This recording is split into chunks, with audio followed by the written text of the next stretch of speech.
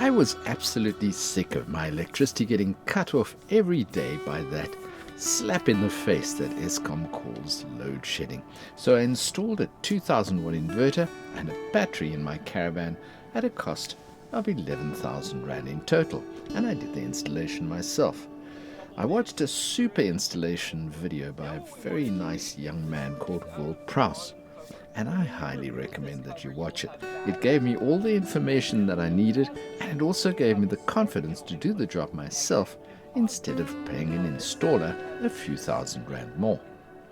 I can add solar panels at a later stage if I want to, but right now I can charge the battery when the electricity is on, and I see no need to pay for and to lug around a heavy solar panel when I don't need it. It'll just be something more to store.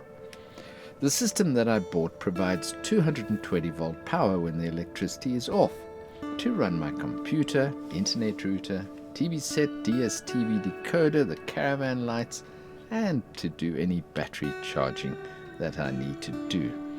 So my evening lighting and entertainment requirements are sorted out, and I can happily watch TV or a movie or sports event on the internet during load shedding.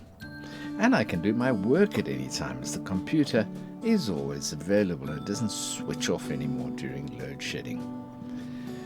When load shedding starts, the inverter switches over to the battery automatically without switching off my computer or my TV system. Everything just keeps on playing as normal. There's a loud beep and everything keeps going. Once load shedding is over and I have electricity again, the incoming electricity charges the battery. The battery charges very quickly. I think it takes about 10 minutes to charge up what's being used in the 2-hour period. Now the inverter is an older design. It's a pure sine wave inverter, and you must get a pure sine wave inverter for a number of reasons, and you can look these reasons up yourself on YouTube. It's another section, but a pure sine wave inverter is the type that you must get. My inverter is a bit heavy at 12 kilograms, but it's a proven design, and it's about 2,000 Rand cheaper than the modern wall inverters, or wall mount inverters I suppose I should call them, which only weigh about 5 kilograms. My inverter runs off solar or battery power and can take up to 50 volts of solar panels. So I can charge the battery using a solar panel if I have no electricity at all sometime in the future. I installed a 100 amp hour lithium iron phosphate battery, the new generation of lithium batteries. This one is only guaranteed for 1 year. Everybody says they're going to last much longer than 1 year, but we'll see what happens. The cost of the battery was 7,000 Rand. It's quite heavy at 14 kilograms, but has some fantastic safety features and is much safer than the older LiPo batteries. They tended to burst into flames sometime. I didn't want that in my caravan. Now when load shedding starts now, I get 4 bars on the battery, and after 2 hours when the electricity comes back on, I still have 4 bars on the battery, so I've hardly dented the battery's capacity. I bought the battery and the inverter from Solar Warehouse. They gave me very good information on the telephone. They were prepared to talk to me and to listen to me on the phone, and that gave me a certain confidence in them as a company. You don't want to get ripped off. There's so many solar experts, they call themselves, who will take your money and send you the wrong thing or whatever.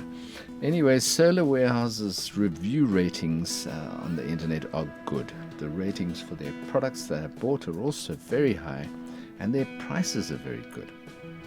I ordered and paid for the equipment on a Monday morning, and the battery and inverter arrived the next day, which is incredible service in South Africa. I put the system in myself. It's very easy, and I had no experience before I started. I always think, I'll give it a try, and it worked very easily. Now I only run my aircon and my kettle and microwave and fridge and the other high-draw items that I have in the caravan when the mains electricity is on. During load shedding, I use gas to boil water or to heat up food, and my fridge stays cold for 2 days when the electricity goes off, so I just wait until electricity comes on again and everything is fine. I was very happy to find that I can still get internet when load shedding is happening. I'm with Vodacom and their cell tower batteries in my area anyway seem to last for about 2 hours. Have a look at some of the other inverters. Perhaps you want a bigger, lighter system to run your stuff, but prices go up sharply for systems that can run heavier draw items like air cons and kettles. You need a bigger inverter and you need more battery power. I've only had my system for 2 weeks now, and I'm a little loath to recommend it as something may pack up in 6 months' time. But I thought I'd share this information with you as the system has improved my life incredibly, and I don't even notice load shedding anymore.